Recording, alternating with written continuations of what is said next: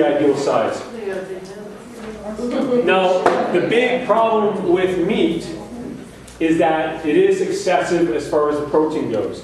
What happens inside our body when we eat a lot of protein is it creates a lot of acid.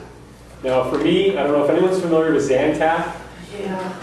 I lived off Zantac for 3 years, at least once, twice a day. And it's an antacid, and my acid levels were way off. And as far as acidity goes, it goes so far with your ability, metabolism, and inflammation, and on so many different levels, having the right pH balance is so important. But acid is created by excessive amounts of protein. So what happens then, and I'm going to throw this out there, the idea of calcium. Now, a lot of people ask me, well, you know, I need to have the protein. Well, when we're very acidic, what happens to realkaline our body, we need calcium to do that. So what happens is we start pulling calcium from our bones to realkaline our system. So, that being said, the idea of dairy. Dairy's a big one. Everyone's always saying, well, you know, dairy's full of calcium. I need to have a lot of dairy. And, you know, the big problem with that is it's also excessive amounts of protein, which creates acid.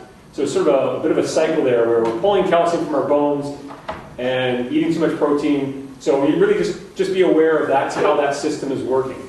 So really we want to start looking for alternative sources of protein, not to eliminate meat altogether, but just something that we can substitute to have. Instead of having meat every day, we can have, an example is quinoa one day. Now this is a grain. It's not out of, Peru is one of the main areas where you find this grain. And it's become very, very common now. It's a complete protein. It contains all the essential amino acids. And it's very easy to digest, and it's very easy to cook. Just like rice, but it takes 10 minutes as opposed to 45 minutes for rice. So the way I cook this, and I actually have some here for my lunch, is you grab yourself your saucepan, you throw in a little bit of water, same idea.